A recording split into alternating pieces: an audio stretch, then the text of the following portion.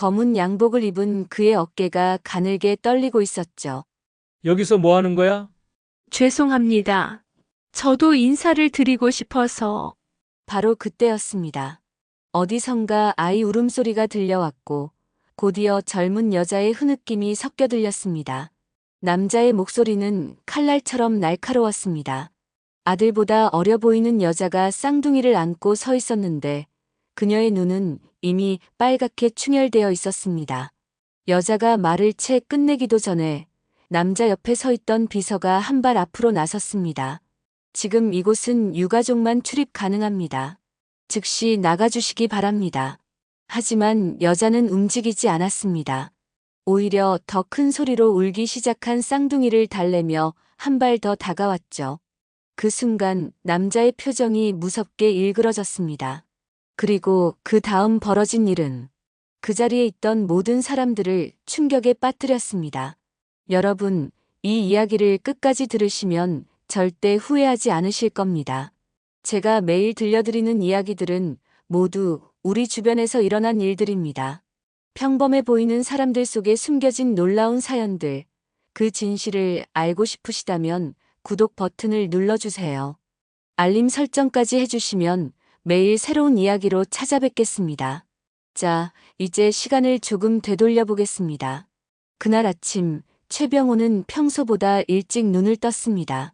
달력을 보니 벌써 3년째 같은 날이었죠. 아들 준서가 떠난 지 정확히 3년. 그는 천천히 옷장을 열어 가장 격식 있는 검은 양복을 꺼내 입었습니다. 거울 속 자신의 모습이 낯설게 느껴졌습니다. 회사에서는 누구도 감히 거스를 수 없는 결정권자였지만 이 날만큼은 그저 아들을 잃은 한 명의 아버지일 뿐이었으니까요. 묘지로 가는 길 운전기사도 비서도 모두 침묵을 지켰습니다. 빗방울이 차창을 두드리는 소리만이 정적을 깨뜨렸죠. 병호는 손에 든 화환을 내려다보았습니다. 사랑하는 아들에게라는 리본의 글씨가 흐릿하게 번져 보였습니다. 묘지에 도착했을 때 비는 더욱 거세졌습니다. 병호는 우산도 거부한 채 아들의 묘비 앞으로 걸어갔습니다. 준서의 사진이 그를 바라보고 있었죠. 27에 찍은 마지막 증명사진.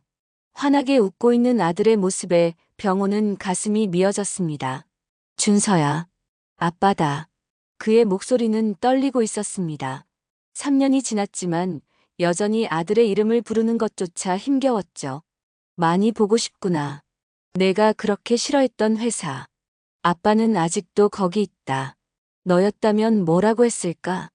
아마 또 잔소리했겠지? 병호는 쓴웃음을 지었습니다. 살아생전 아들과 나눴던 대화의 대부분은 다툼이었습니다. 회사를 물려받으라는 아버지와 자신의 길을 가겠다는 아들. 그 평행선은 끝내 만나지 못했고 이제는 영원히 만날 수 없게 되었죠. 바로 그때였습니다. 저 멀리서 아기 울음소리가 들려왔습니다. 병호는 인상을 찌푸렸죠. 이런 날씨에 그것도 묘지에 아기를 데려오다니. 하지만 그 울음소리는 점점 가까워졌고 이윽고 젊은 여자 하나가 쌍둥이를 안고 나타났습니다.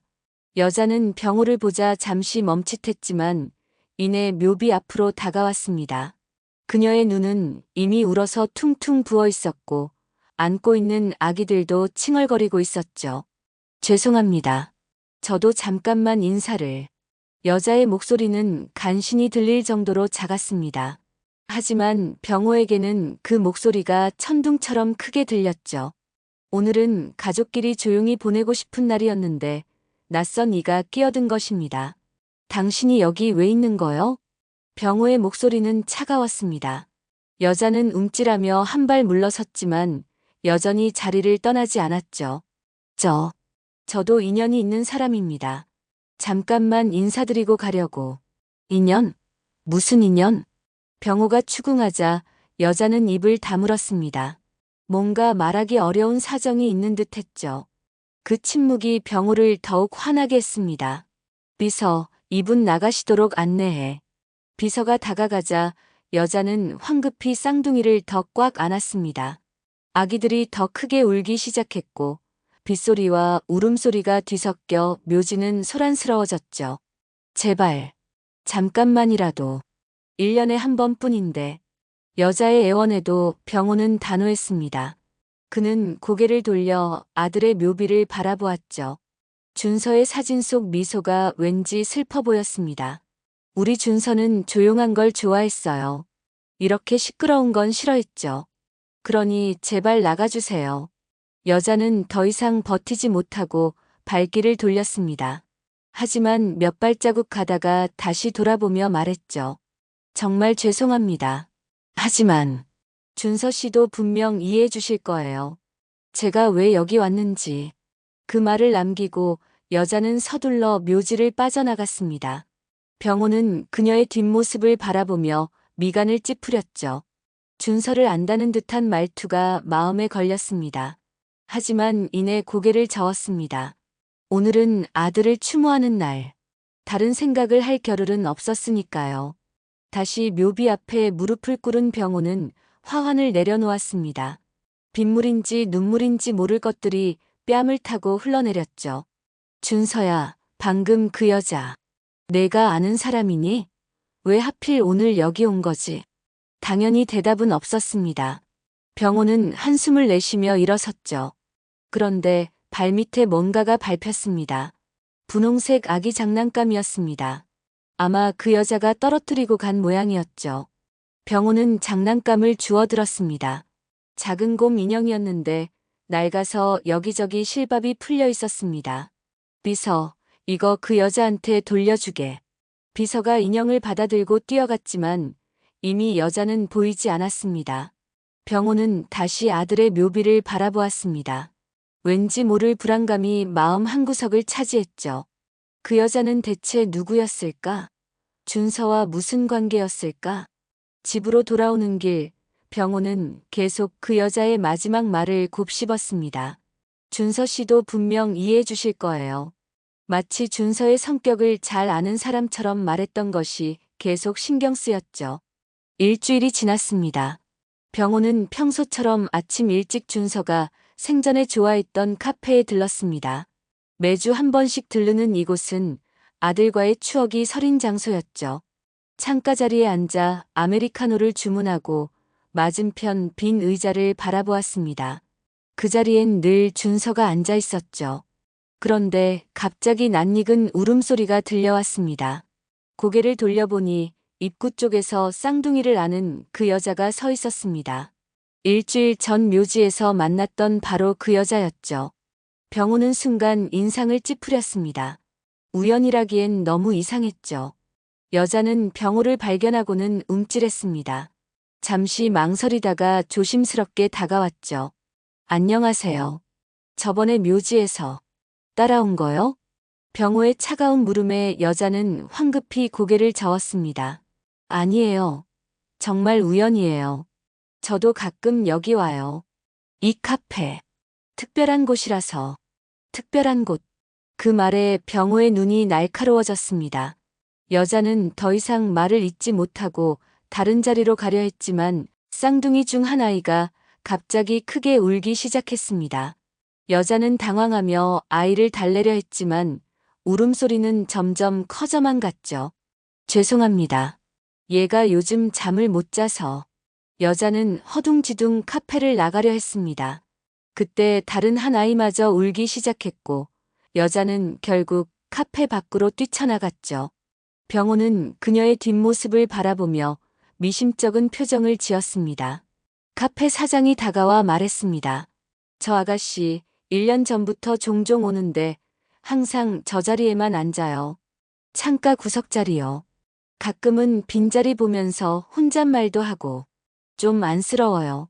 병호는 사장이 가리킨 자리를 보았습니다. 준서가 늘 앉았던 자리에 바로 옆이었죠. 가슴 한구석이 묘하게 불편해졌습니다. 며칠 후 병호는 준서가 다녔던 대학교 근처를 지나가게 되었습니다. 문득 아들이 그리워져 잠시 차를 세우고 캠퍼스를 걸었죠. 벤치에 앉아 젊은이들이 오가는 모습을 바라보는데 또다시 그 여자가 나타났습니다. 이번엔 쌍둥이 유모차를 밀고 있었는데 한 손에는 꽃다발을 들고 있었죠. 여자는 병호를 보자 걸음을 멈췄습니다. 서로 시선이 마주쳤고 어색한 정적이 흘렀죠. 또 만나네요. 병호가 먼저 입을 열었습니다. 여자는 쓴웃음을 지으며 고개를 숙였죠. 저도 가끔 여기 와요. 좋은 추억이 많은 곳이라. 당신 대체 누구요? 왜 자꾸 준서와 관련된 곳에 나타나는 거요? 병호의 단도직입적인 질문에 여자는 입술을 깨물었습니다. 뭔가 말하려다가 다시 입을 다물기를 반복했죠. 그 모습이 병호를 더욱 답답하게 했습니다. 저는 그냥 준서 씨를 아는 사람이에요. 그것뿐이에요. 어떻게 알았는데? 여자는 대답 대신 유모차를 돌려 자리를 떠나려 했습니다. 병호는 그녀의 팔을 잡았죠. 잠깐, 이것만 대답해줘요. 준서와 어떤 사이였소? 여자의 눈에 눈물이 고였습니다. 떨리는 목소리로 겨우 대답했죠. 소중한 사람이었어요. 정말 소중한 사람이었어요. 그 말을 남기고 여자는 서둘러 자리를 떠났습니다. 병호는 그녀가 사라질 때까지 그 자리에 서 있었죠. 소중한 사람. 그 말이 계속 머릿속을 맴돌았습니다. 집으로 돌아온 병호는 준서의 방으로 들어갔습니다. 3년 전 그대로 보존되어 있는 아들의 방. 책상 위에는 준서가 쓰던 물건들이 그대로 놓여 있었죠. 병호는 서랍을 열어 사진첩을 꺼냈습니다. 대학 시절 사진들을 하나하나 넘기다가 한 장의 사진에서 손이 멈췄습니다. 준서가 누군가와 함께 찍은 사진이었는데 옆 사람은 찢겨져 있었죠. 자세히 보니 여성의 손만 살짝 보였습니다. 병호는 사진을 들고 한참을 바라보았습니다. 내가 사귀던 여자가 있었구나. 왜 아빠한테는 말 안 했니? 다음 날 아침 병호는 준서의 친구였던 태준을 만났습니다. 커피를 마시며 조심스럽게 물었죠. 혹시 준서가 사귀던 여자가 있었나? 태준은 잠시 머뭇거리다가 고개를 끄덕였습니다. 있었죠. 정말 예쁘고 착한 아이였어요. 준서 형이 정말 아꼈죠. 이름이 뭔가? 그건 저도 잘 모르겠어요. 준서 형이 아버님께 소개하기 전까진 비밀로 하자고 했거든요. 병호는 가슴이 철렁 내려앉았습니다. 아들이 여자친구를 숨겼다는 사실이 서운하면서도 그럴 만한 이유가 있었을 거란 생각이 들었죠. 자신이 그동안 아들에게 얼마나 엄격했는지 떠올랐습니다. 그 여자, 지금 어디 있는지 아나? 모르겠어요. 준서 형이 돌아가신 후로 연락이 끊겼어요. 장례식에도 안 왔고. 태준의 말을 들으며 병호는 그 젊은 여자를 떠올렸습니다. 쌍둥이를 안고 묘지를 찾아온 그녀. 혹시 그녀가 준서의 연인이었을까? 하지만 쌍둥이는 대체 누구의 아이란 말인가? 그날 밤 병호는 잠을 이룰 수 없었습니다. 준서와 그 여자의 관계가 계속 머릿속을 맴돌았죠. 그리고 문득 깨달았습니다. 묘지에서, 카페에서, 대학교에서 만난 그 여자. 그녀의 눈빛에는 깊은 슬픔이 서려 있었다는 것을. 다음 날 병호는 다시 묘지를 찾았습니다. 혹시나 하는 마음에서였죠. 예상대로 그 여자가 있었습니다. 준서의 묘 앞에 무릎을 꿇고 조용히 울고 있었죠. 쌍둥이는 유모차에 잠들어 있었습니다. 병호는 조용히 다가갔습니다. 여자는 그의 인기척을 느끼고 황급히 일어났죠. 또 오셨군요. 죄송해요. 바로 가겠습니다. 여자가 유모차를 끌고 가려는데 병호가 말했습니다. 잠깐만요. 커피라도 한잔 하면서 얘기 좀 해요. 여자는 놀란 눈으로 병호를 바라보았습니다. 병호도 자신의 제안에 스스로 놀랐죠. 하지만 더 이상 궁금증을 참을 수 없었습니다. 준서와 어떤 사이였는지 이제는 알고 싶소. 묘지 근처 작은 카페에 마주 앉은 두 사람. 쌍둥이는 유모차에서 잠들어 있었고 어색한 정적이 흘렀습니다. 병호가 먼저 입을 열었죠. 이름이 뭐예요? 서연주예요. 나이는 28이에요. 병호는 천천히 커피를 마시며 연주를 바라보았습니다. 가까이서 보니 굉장히 수척했죠. 눈 밑에는 다크서클이 짙었고 손은 거칠었습니다. 육아에 지친 엄마의 모습 그 자체였죠. 준서를 어떻게 알았소? 연주는 잠시 망설이다가 조심스럽게 대답했습니다. 대학교 선후배 사이였어요. 저는 미술학과, 준서 씨는 경영학과였죠. 동아리에서 만났어요. 동아리? 사진 동아리요. 준서 씨가 사진 찍는 걸 정말 좋아했거든요. 병호는 놀랐습니다. 아들이 사진을 좋아했다는 건 처음 듣는 이야기였죠. 연주는 가방에서 낡은 사진 한 장을 꺼냈습니다. 준서가 카메라를 들고 환하게 웃고 있는 사진이었죠. 이건 동아리 MT 때 제가 찍어준 거예요. 정말 행복해 보이죠? 병호는 사진 속 아들의 모습을 한참 바라보았습니다. 회사에서 일할 때의 딱딱한 표정이 아닌 진심으로 즐거워하는 얼굴이었죠. 가슴 한구석이 아려왔습니다. 준서가 회사 일은 싫어했나요? 연주는 조심스럽게 고개를 끄덕였습니다. 솔직히 말하면 네. 하지만 아버님을 실망시키고 싶지 않아서 참았다고 했어요. 아버님을 정말 사랑했거든요. 병호의 눈가가 붉어졌습니다. 아들이 자신을 사랑했다는 말. 살아생전에는 한 번도 듣지 못했던 말이었죠. 그래서 두 사람이 연인이었소? 연주는 고개를 숙였습니다. 길게 대답하지 않았지만 그 침묵이 답이었죠. 병호는 유모차에서 자고 있는 쌍둥이를 바라보았습니다.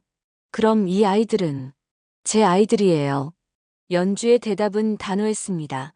하지만 병호는 뭔가 숨기는 게 있다는 걸 직감했죠. 아이들 아버지는 어디 있소? 연주는 대답하지 않았습니다. 대신 눈물만 흘렸죠. 병호는 더 이상 묻지 않았습니다. 아직은 때가 아니라는 생각이 들었으니까요. 앞으로도 묘지에 올 거요? 네. 가끔이라도 가고 싶어요. 준서 씨한테 하고 싶은 말이 많거든요. 병호는 한숨을 쉬었습니다. 그리고 자신도 놀랄 만한 말을 했죠. 그럼 같이 가도록 하지요. 어차피 나도 자주 가니까. 연주는 놀란 눈으로 병호를 바라보았습니다. 일주일 전만 해도 쫓아냈던 사람이 이제는 함께 가자고 하다니. 병호 자신도 왜 그런 말을 했는지 알 수 없었죠. 아마 연주에게서 준서의 흔적을 느꼈기 때문일 겁니다. 그 후로 두 사람은 가끔 묘지에서 만났습니다. 처음엔 어색했지만 시간이 지나면서 자연스러워졌죠. 연주는 준서와의 추억을 하나씩 들려주었습니다. 준서 씨가 처음 고백했을 때 장미꽃 백송이를 들고 왔어요. 너무 많아서 들고 가기도 힘들었죠. 그 녀석이 그런 로맨틱한 면이 있었구만. 로맨틱하다기보다는 서툴렀어요. 뭐든지 크게 하면 된다고 생각했죠. 아마 아버님을 닮았나 봐요. 병호는 쓴웃음을 지었습니다. 맞는 말이었죠. 자신도 젊을 때 그랬으니까요. 어느 날 연주가 무거운 짐을 들고 오는 걸 보고 병호가 도와주었습니다. 집까지 데려다 주는데 작은 원룸이었죠. 쌍둥이를 키우기엔 너무 좁은 공간이었습니다. 혼자 아이들 키우기 힘들 텐데. 괜찮아요. 이제 많이 컸어요. 돌도 지났고요. 병호는 쌍둥이를 자세히 보았습니다. 한 아이는 눈매가 날카로웠고 다른 아이는 순한 인상이었죠. 묘하게 낯익은 느낌이 들었습니다. 이름이 뭐예요? 준이와 준우예요. 준이와 준우. 두 이름 모두에 준자가 들어간 것을 눈치챈 병호는 가슴이 뛰었습니다. 설마 하는 생각이 들었지만 확신할 수는 없었죠. 집으로 돌아온 병호는 밤새 고민했습니다. 쌍둥이의 나이를 계산해보니 준서가 죽기 전에 태어났을 시기였죠. 만약 그 아이들이 정말 준서의 아이라면 자신에게는 손자가 있다는 말이 됩니다. 다음 날 병호는 오랫동안 연락을 끊고 지냈던 준서의 대학 지도교수를 찾아갔습니다. 교수는 병호를 보자 반갑게 맞았죠. 오랜만입니다. 준서 군 일은 정말 안타까웠어요. 교수님, 혹시 준서가 결혼 계획이 있었나요? 교수는 잠시 생각하다가 고개를 끄덕였습니다. 있었죠. 아주 진지하게 준비하고 있었어요. 여자친구를 정말 사랑했거든요. 아버님께 곧 소개하겠다고 했었는데 병호의 가슴이 무너져 내렸습니다. 아들이 결혼까지 생각했던 여자가 있었는데 자신은 전혀 몰랐다는 사실이 비참했죠. 그 여자가 누군지 아십니까? 이름은 모르겠지만 미술학과 학생이었어요. 아주 착하고 예쁜 아이였죠. 병호는 확신했습니다. 연주가 바로 준서가 결혼하려 했던 여자라는 것을. 하지만 쌍둥이에 대해서는 아직 확신할 수 없었죠. 그날 저녁 병호는 연주에게 전화를 걸었습니다. 내일 시간 있어? 점심이라도 같이 먹고 싶은데. 저야 괜찮지만 아이들 때문에 시끄러울 거예요. 괜찮소. 아이들도 데려와요. 전화를 끊고 병호는 준서의 사진을 바라보았습니다. 만약 쌍둥이가 정말 손자라면 준서가 남긴 마지막 선물일지도 모른다는 생각이 들었죠. 다음 날 점심 고급 레스토랑에서 만난 두 사람. 연주는 불편해했지만 병호는 자연스럽게 행동했죠. 쌍둥이는 유아용 의자에 앉아 이유식을 먹고 있었습니다. 준서와 결혼할 생각이었소? 갑작스러운 질문에 연주가 숟가락을 떨어뜨렸습니다. 어떻게? 짐작했소. 준서가 그 정도로 사랑했다면 당연히 결혼을 생각했겠지. 연주는 고개를 숙였습니다. 눈물이 뚝뚝 떨어졌죠.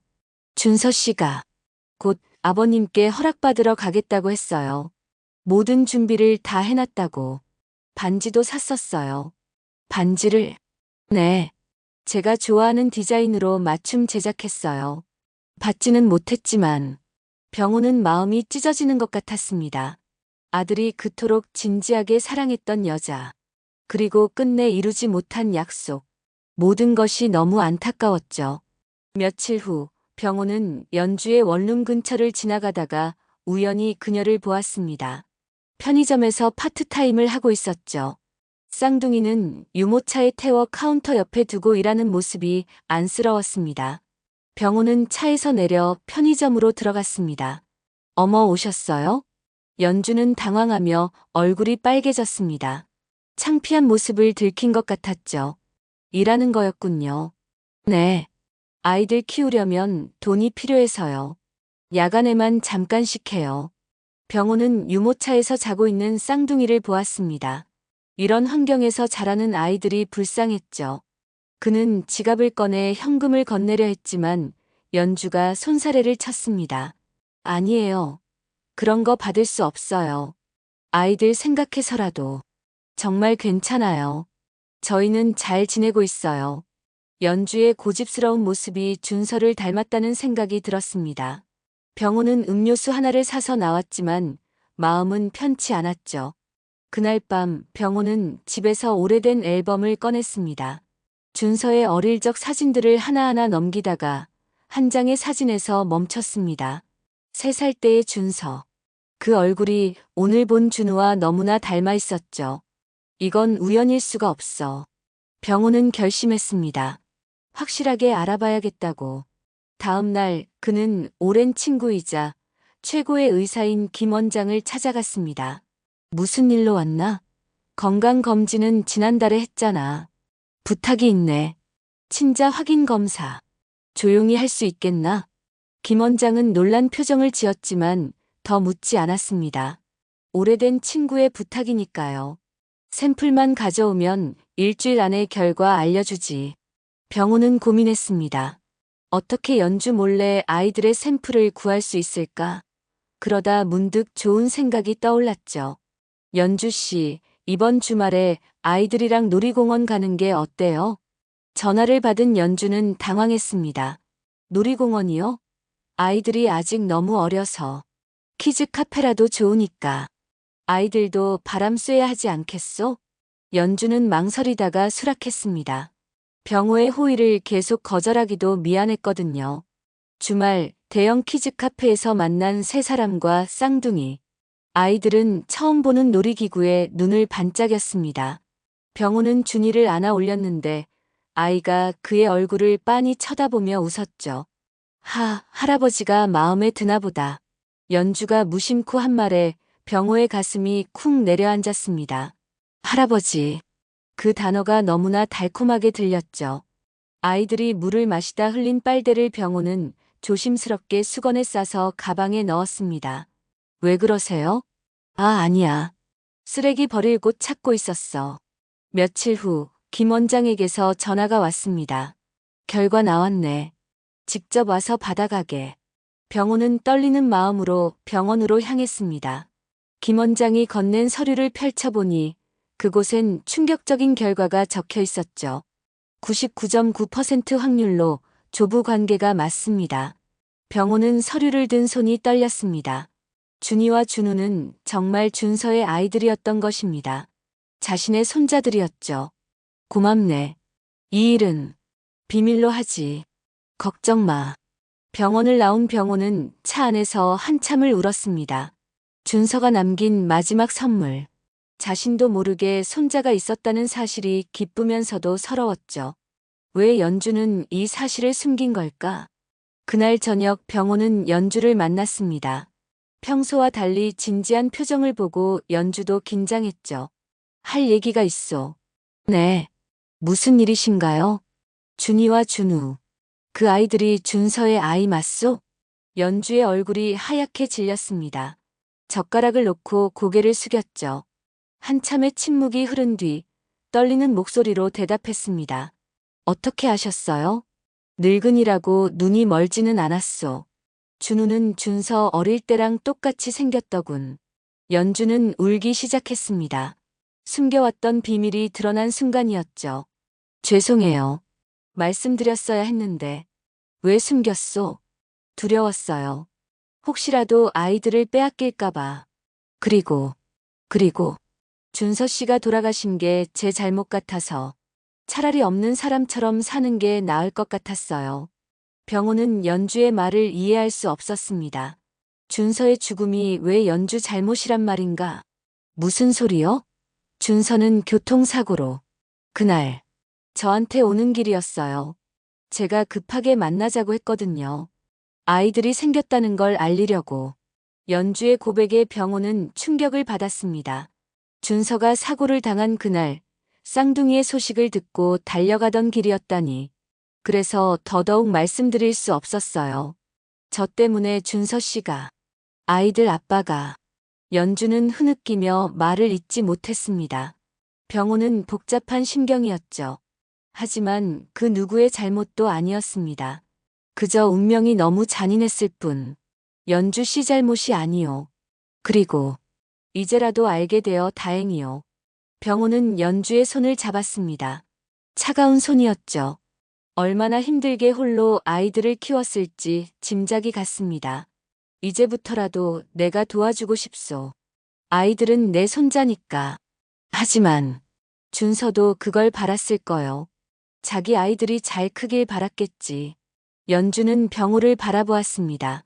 그의 눈에는 진심이 담겨 있었죠. 처음 만났을 때의 차가운 모습은 온데간데 없었습니다. 정말 괜찮으신가요?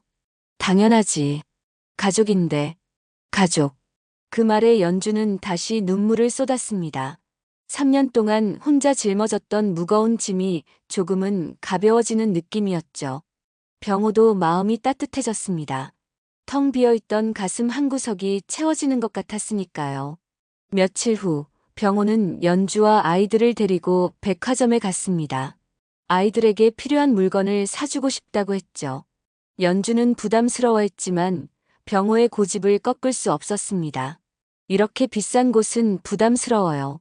아이들 옷 몇 벌 사는 게 뭐가 부담스럽소. 내 손자들인데.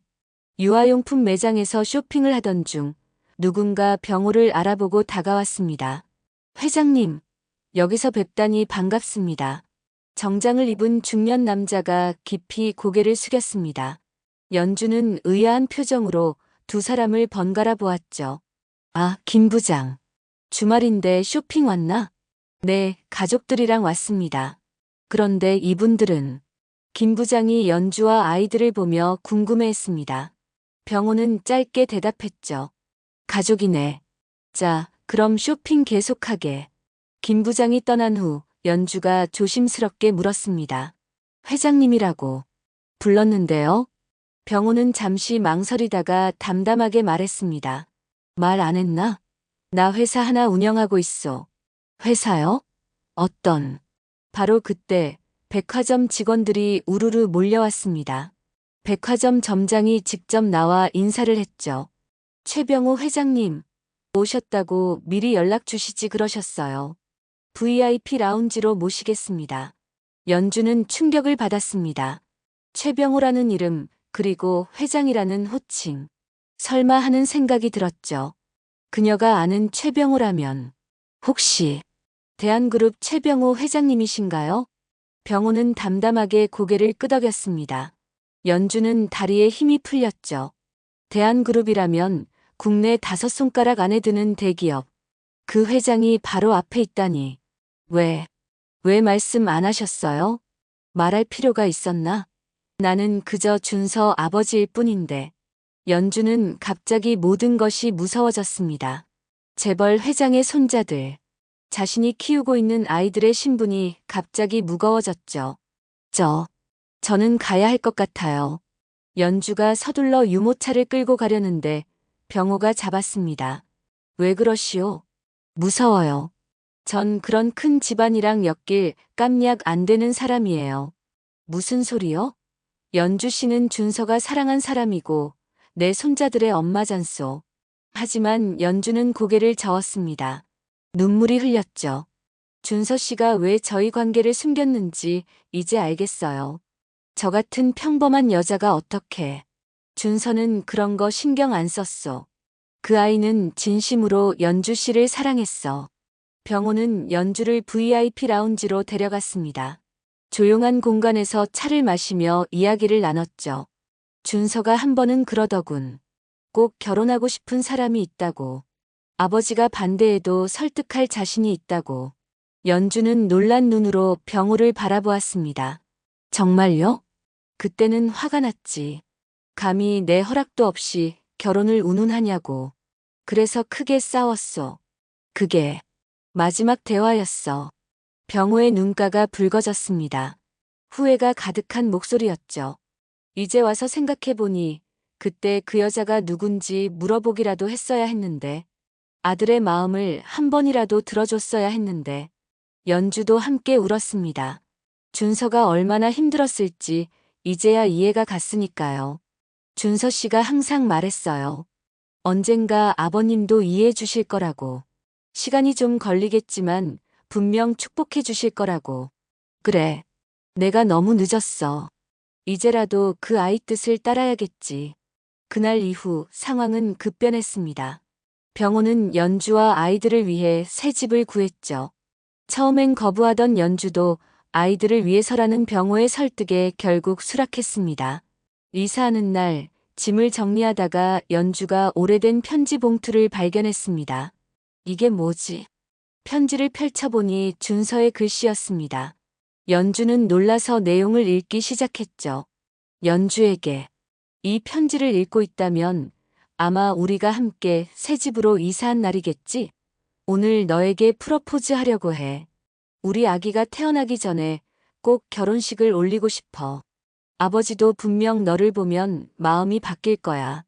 넌 그만큼 사랑스러운 사람이니까. 사랑해, 연주야. 그리고 우리 아기도. 편지를 읽던 연주는 오열했습니다. 준서가 아이들의 존재를 알고 있었다니. 그리고 그날이 바로 프러포즈 하려던 날이었다니. 병호도 편지를 읽고 가슴이 미어졌습니다. 준서가 모든 걸 준비하고 있었구나. 죄송해요. 제가 그날 급하게 불러내지만 않았어도. 아니요. 이미 지나간 일이요.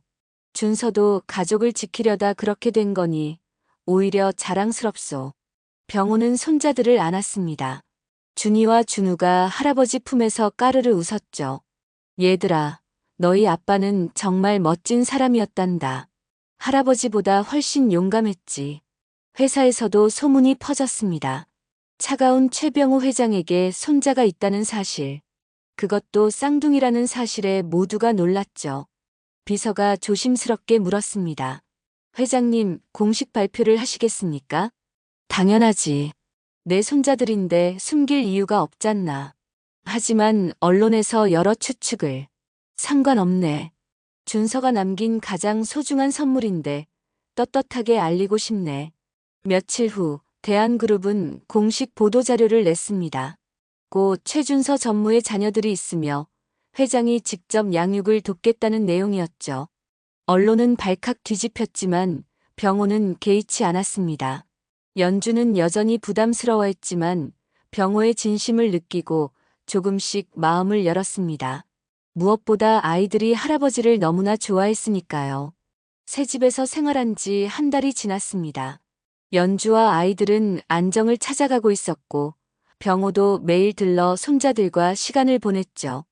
그러던 어느 날 병호의 집에서 가족 모임이 있었습니다. 병호의 여동생인 최정희가 미국에서 왔습니다. 그녀는 연주와 아이들을 보자 눈살을 찌푸렸죠. 오빠, 이게 무슨 일이야? 갑자기 손자가 나타났다니. 정희야, 이 아이들은 준서의 아이들이야. 우리 가족이지. 증거는 있어? 요즘 재산 노리고 접근하는 사람들 많잖아. 정희의 차가운 시선에 연주는 움츠러들었습니다. 병호가 화를 냈죠. 무슨 소리를 하는 거야? DNA 검사도 했고 무엇보다 준서가 사랑한 사람이야. 그래도 결혼도 안 했는데.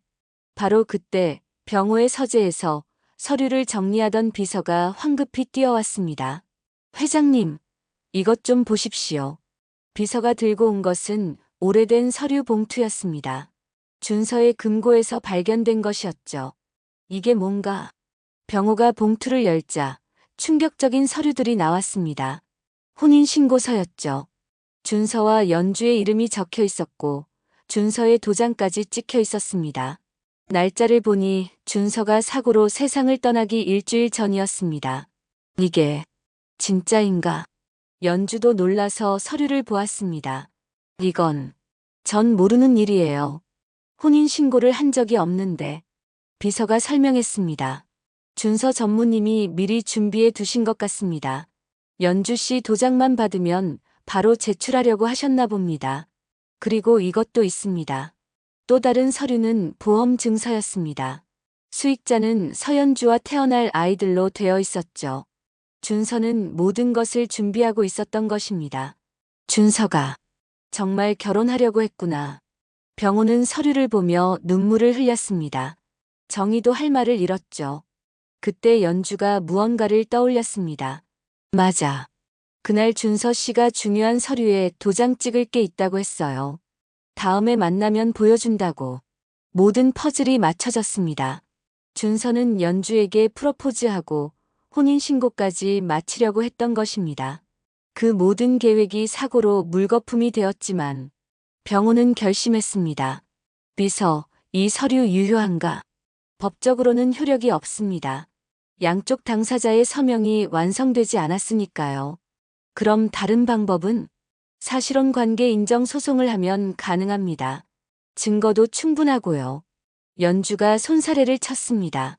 아니에요. 그런 거 안 해도 돼요. 전 지금도 충분해요. 하지만 병호는 단호했습니다. 아니요. 준서의 뜻이었으니 이루어져야지. 연주 씨는 법적으로도 준서의 아내가 되어야 해요. 며칠 후 변호사들이 모든 절차를 진행했습니다. 그 과정에서 더 놀라운 사실이 밝혀졌죠. 준서는 비밀리에 연주를 위한 미술관을 준비하고 있었습니다. 연주가 그림 그리는 것을 좋아한다는 걸 알고 작은 갤러리를 마련했던 것입니다. 계약서에는 연주 갤러리라는 이름까지 적혀 있었죠. 이런 것까지. 연주는 감동의 눈물을 흘렸습니다. 준서가 얼마나 자신을 사랑했는지, 얼마나 미래를 준비했는지 새삼 느꼈으니까요. 병호는 준서의 방에서 또 다른 것을 발견했습니다. 일기장이었죠. 마지막 페이지를 읽어보니 이런 내용이 적혀 있었습니다. 오늘 연주가 임신 소식을 알려줬다. 그것도 쌍둥이란다. 너무 기뻐서 눈물이 났다. 아버지께 당장 알리고 싶지만 연주가 좀 더 기다리자고 한다. 결혼 준비를 완벽하게 한 뒤에 함께 인사드리자고. 아버지도 분명 기뻐하실 거야. 손자가 한 번에 둘이나 생기는데 내일 연주 만나면 프로포즈하고 혼인신고서도 작성하고 모든 걸 완벽하게 준비해서 아버지께 보고드려야지. 아버지, 곧 좋은 소식 들려드릴게요. 병호는 일기를 읽으며 흐느꼈습니다. 아들이 얼마나 행복했을지, 그리고 자신에게 인정받고 싶어 했는지 알 수 있었으니까요. 미안하다, 준서야. 아빠가 너무 늦었구나. 그날 밤 병호는 가족들을 모두 불렀습니다. 친척들과 회사 임원들까지. 그리고 선언했죠. 오늘부로 서연주 씨는 우리 가족입니다. 준서의 아내이자 준이와 준우의 어머니입니다. 그 누구도 이해 없기를 바랍니다. 정의도 더 이상 반대하지 않았습니다. 증거가 너무나 명백했으니까요. 연주는 병호에게 말했습니다. 감사합니다. 하지만 전 준서 씨 아내라는 타이틀보다 그냥 준서 씨를 사랑했던 사람으로 기억되고 싶어요. 그래요. 그게 준서도 바랐을 거요. 며칠 후 준서의 갤러리를 방문한 연주. 그곳에는 준서가 찍은 사진들이 가득했습니다. 대부분이 연주를 찍은 사진들이었죠. 행복했던 순간들이 고스란히 담겨 있었습니다. 한 장의 사진 뒤에서 편지를 발견했습니다. 연주에게. 내가 이 편지를 읽을 때면 우리는 이미 부부가 되어 있겠지? 이 갤러리는 너를 위한 선물이야. 내가 그린 그림들로 가득 채워줘. 우리 아이들이 자라면 엄마가 얼마나 훌륭한 예술가인지 보여주고 싶어. 사랑해, 영원히. 연주는 편지를 가슴에 품고 울었습니다. 준서가 준비한 미래는 이루어지지 못했지만 그 마음만은 영원히 남아있을 것 같았죠. 병호가 다가와 연주의 어깨를 감쌌습니다. 준서가 미처 하지 못한 말을 대신 전합니다. 고맙습니다. 준서를 사랑해줘서, 그리고 아이들을 지켜줘서. 저도 고맙습니다. 받아주셔서. 두 사람은 준서의 사진을 바라보며 미소 지었습니다. 준서도 어딘가에서 그들을 보며 웃고 있을 것 같았죠. 준서의 3주기가 다가왔습니다. 이번엔 공식적인 가족 행사로 치러지게 되었죠. 연주는 처음으로 준서의 어머니 묘소도 함께 참배하게 되었습니다. 준서 어머니는 준서가 10살 때 돌아가셨어요. 그때부터 내가 일에만 매달렸죠. 아들과 제대로 시간을 보내지도 못하고. 병호의 고백에 연주는 그의 외로움을 이해하게 되었습니다. 묘지에서 병호는 아내 묘 앞에 무릎을 꿇었죠. 여보, 우리 준서가 좋은 여자 만났어. 예쁜 손자들도 낳았고. 당신이 봤으면 정말 좋아했을 텐데. 그때 준이가 갑자기 할아버지에게 다가가 손을 잡았습니다. 그리고 또렷한 목소리로 말했죠. 할아버지, 울지 마요. 2살배기 아이의 위로에 병호는 놀라면서도 뭉클했습니다. 준우도 다가와 할아버지를 꼭 안았죠. 얘들이 날 위로하는구나. 연주가 말했습니다. 아이들이 할아버지를 정말 좋아해요. 준서 씨도 분명 그랬을 거예요. 표현을 못했을 뿐이죠. 그날 오후 뜻밖의 방문객이 왔습니다. 준서의 대학 친구들이었죠. 그들은 무언가를 들고 왔습니다. 저희가 준서 3주기를 맞아서 이걸 전달하려고 왔습니다. 그것은 USB였습니다. 안에는 동영상 파일이 있었죠. 이게 뭔가요? 준서가 결혼 준비하면서 찍은 영상이에요. 결혼식 때 틀려고 했던 거죠. 병호와 연주는 거실에 모여 영상을 재생했습니다. 화면에 준서가 나타났죠. 환하게 웃으며 카메라를 보고 있었습니다. 안녕하세요. 오늘 저희 결혼식에 와주셔서 감사합니다. 특별히 아버지께 드리고 싶은 말씀이 있어서 이 영상을 준비했습니다. 병호는 숨을 죽이고 화면을 바라보았습니다. 아버지, 그동안 죄송했습니다. 아버지 뜻을 거스르고 제 길을 가겠다고 고집부렸죠. 하지만 이제 알았습니다. 아버지도 저를 사랑하는 마음에서 그러셨다는 걸. 저도 이제 아버지가 되니까 이해가 됩니다. 준서는 연주의 초음파 사진을 들어보였습니다. 아버지, 곧 할아버지가 되십니다. 쌍둥이예요. 놀라셨죠? 저희도 처음 알았을 때 정말 기뻤습니다.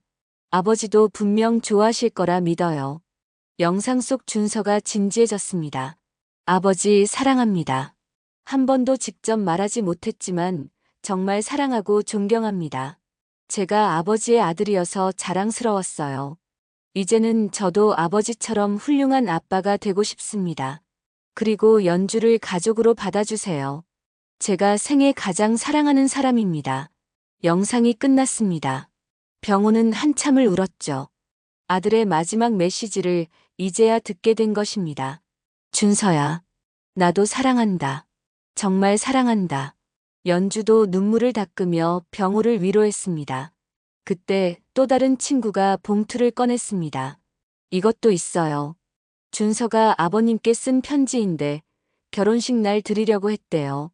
병호가 떨리는 손으로 편지를 펼쳤습니다. 아버지께. 오늘은 제 인생 가장 행복한 날입니다. 드디어 연주와 결혼을 하게 되었고 아버지께 당당하게 제 가족을 소개할 수 있게 되었으니까요. 아버지, 그동안 실망시켜드려 죄송했습니다.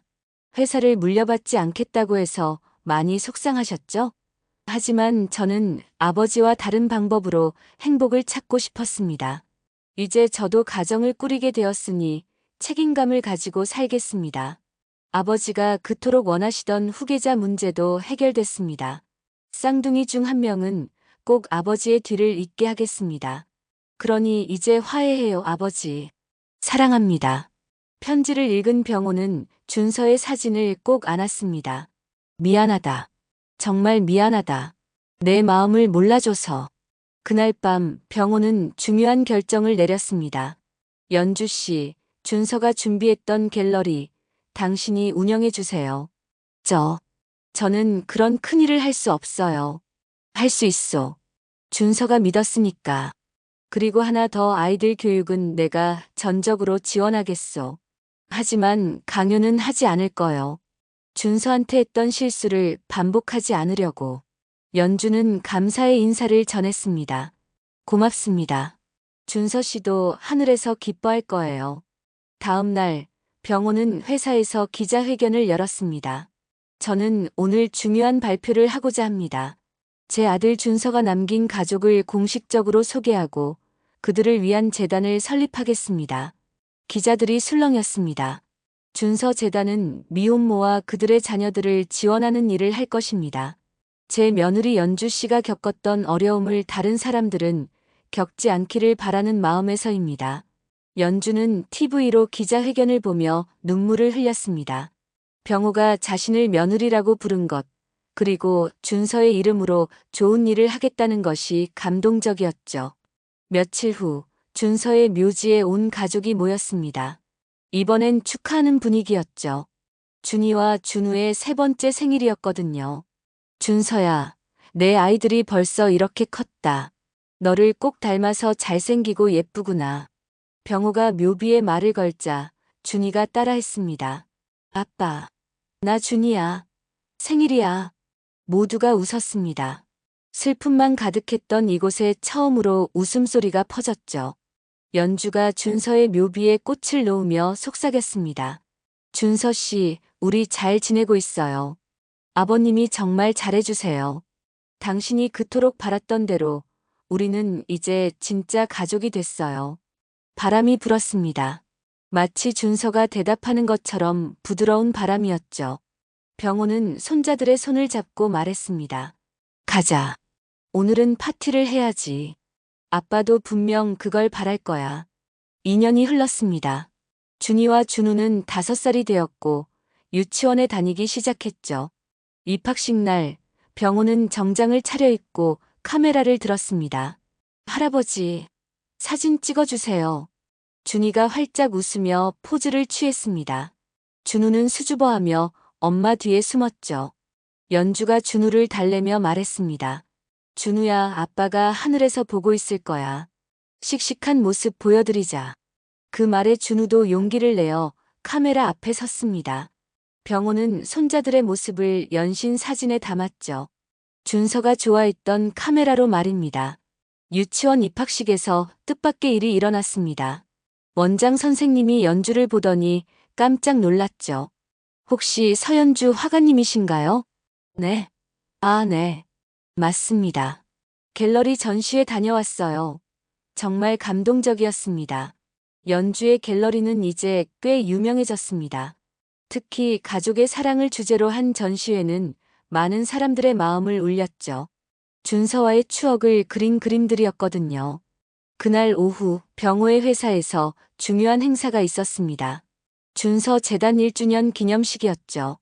수많은 미혼모들과 그들의 아이들이 참석했습니다. 병호가 연단에 섰습니다. 1년 전 저는 아들을 잃은 슬픔을 희망으로 바꾸기로 했습니다. 준서 재단은 그 약속의 결과입니다. 청중들이 박수를 쳤습니다. 그 중에는 재단의 도움을 받은 젊은 엄마들이 많았죠. 제 며느리 연주 씨가 혼자 아이들을 키우며 겪었던 어려움을 보면서 우리 사회가 변해야 한다고 생각했습니다. 이제 그 변화를 만들어가고 있습니다. 연주도 연단에 올랐습니다. 떨리는 목소리로 말했죠. 저도 한때는 막막했습니다. 혼자 쌍둥이를 키운다는 게 얼마나 힘든지 아무도 모를 거예요. 하지만 이제는 혼자가 아닙니다. 여러분도 혼자가 아니에요. 행사가 끝난 후 한 젊은 여성이 연주에게 다가왔습니다. 감사합니다. 재단 덕분에 저희 아이가 치료받을 수 있었어요. 연주는 그녀를 안아주었습니다. 자신이 걸어온 길을 이제 다른 사람들이 조금 더 편하게 갈 수 있도록 돕는 것. 그것이 준서가 바랐을 일이라고 생각했죠. 저녁 병호의 집에서 가족 저녁 식사가 있었습니다. 준이가 갑자기 말했습니다. 할아버지, 저 커서 회사 사장 할래요. 병호가 놀라서 물었죠. 정말? 왜? 할아버지처럼 멋있어서요. 그리고 착한 일도 많이 하잖아요. 병호는 뭉클했습니다. 하지만 이번엔 강요하지 않기로 했죠. 그래, 하지만 준이가 하고 싶은 일을 하렴. 할아버지는 뭐든 응원할게. 준우가 끼어들었습니다. 저는 사진사 할래요. 아빠처럼요. 연주가 놀랐습니다. 준우야, 아빠가 사진 찍는 거 어떻게 알아? 할아버지가 보여줬어요. 아빠 사진 많이 있대요. 병호가 준서의 작품집을 손자들에게 보여줬던 것입니다. 준서가 찍은 사진들, 특히 가족 사진들을 보며 아이들은 아빠를 조금씩 알아가고 있었죠. 식사 후 병호는 서재로 연주를 불렀습니다. 이걸 주고 싶소. 병호가 건넨 것은 오래된 시계였습니다. 이건 준서가 20살 생일 때 줬던 시계요. 그 아이가 가장 아꼈던 물건이죠. 이제 준이나 준우가 20살이 되면 물려주세요. 연주는 시계를 받아들었습니다. 뒷면에는 이런 문구가 새겨져 있었죠. 사랑하는 아들에게 마이너스 아버지. 그리고 하나 더. 병호가 서류를 꺼냈습니다. 연주 갤러리를 확장하고 싶소. 준서가 꿈꿨던 것처럼 신인 작가들을 지원하는 공간으로 만들면 어떨까? 하지만 그건 너무 큰일인데. 준서가 바랐을 거요. 당신이 성공하는 것도 다른 사람들을 돕는 것도. 연주는 고개를 끄덕였습니다. 준서의 꿈을 이어가는 것, 그것이 그를 기억하는 가장 좋은 방법이라고 생각했죠. 며칠 후 준서의 묘지. 이제는 가족들이 자주 찾는 편안한 공간이 되었습니다. 준이와 준우가 직접 그린 그림을 묘비 앞에 놓았죠. 아빠, 이거 제가 그렸어요. 준이의 그림에는 가족이 모두 함께 있는 모습이 그려져 있었습니다. 하늘에 있는 아빠까지 포함해서요. 준우는 조용히 묘비를 쓰다듬으며 말했습니다. 아빠, 보고 싶어요. 한 번만이라도 만나고 싶어요. 연주가 준우를 안으며 말했습니다. 아빠는 항상 우리와 함께 있어. 준우 마음속에, 준이 마음속에, 그리고 엄마 마음속에도. 병호가 덧붙였습니다. 그리고 할아버지 마음속에도. 영원히. 그때 따뜻한 봄바람이 불었습니다. 묘지 주변에 벚꽃이 흩날렸죠. 마치 준서가 그들을 축복하는 것처럼. 연주가 조용히 말했습니다. 준서 씨, 우리 잘 살고 있어요. 당신이 남긴 사랑으로 우리는 더 강해졌어요. 그리고 감사해요. 이 모든 것을 남겨줘서. 병호가 손자들의 손을 잡고 일어섰습니다. 자, 이제 집에 가자. 오늘은 할아버지가 맛있는 거 해줄게. 진짜요? 할아버지가 요리도 해요? 그럼 할아버지가 못하는 게 없지. 준이와 준우가 까르르 웃으며 할아버지 손을 잡고 뛰어갔습니다. 연주는 그 모습을 보며 미소 지었죠. 뒤돌아보니 준서의 묘비가 봄볕에 따뜻하게 빛나고 있었습니다. 그녀는 마음속으로 말했습니다. 준서 씨, 당신이 꿈꾸던 가족, 이제 완성됐어요. 비록 당신은 없지만 당신의 사랑은 영원히 우리와 함께할 거예요. 그렇게 그들은 새로운 일상으로 돌아갔습니다.